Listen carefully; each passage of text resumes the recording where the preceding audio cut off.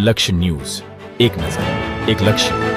નેસડા ગામના ખેડૂતના પાક ધિરાણ 2,40,000 રૂપિયા ભરેલી થેલી ગઠિયો નજર ચૂકાવી લઈ થયો ફરાર. વૃદ્ધ ખેડૂતના 2,40,000 જતા પરિવારમાંથી આભ તૂટી પડ્યું. દિવાળી આવતા ગઠિયાઓની ટોળકી થઈ સક્રિય.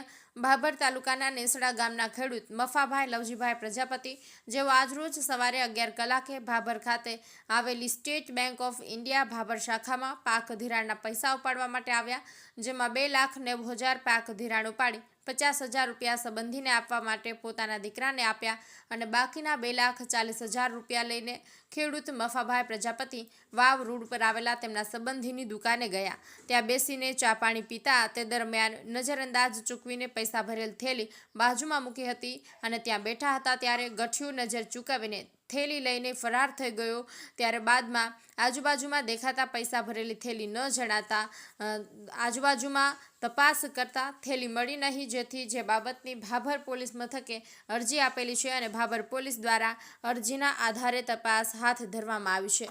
ગોપાલ કે પૂજારા, ભાભર. 10/2025ના રોજ અમારે મામા સ્ટેટ બેંકમાંથી 3 લાખનું ઉપાડીને આવતા હતા. એમના ગામના પ્રજાપતિ સનાભાઈને બેઠા હતા અને માણસો આવી અને નજર ચૂક કરી અને પૈસા લઈ જશે 2,40,000 રૂપિયા. પોલીસે મને આમાં સહયોગ આપે. મારું નામ પ્રજાપતિ પરસોત્તમભાઈ હીરાભાઈ, એમના ભાણે.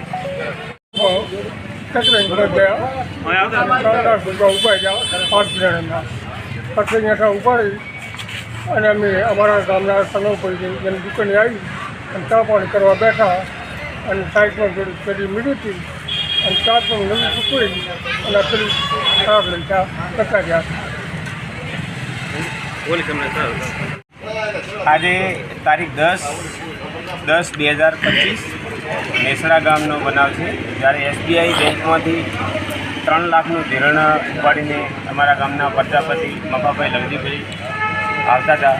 ત્યારે બજારમાં ફરીને અમારે સનાભાઈની દુકાને આવીને બેઠા, નજર ચૂક કરી અને જે માણસો બાઇક ઉપર આવ્યા હતા એ અહીં સનાભાઈની દુકાનેથી આ ચોરી થઈ.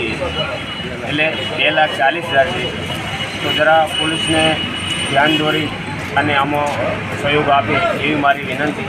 હું નેસડા ગામ સરપંચ તરીકે મનસાભાઈ દેવાભાઈ માળી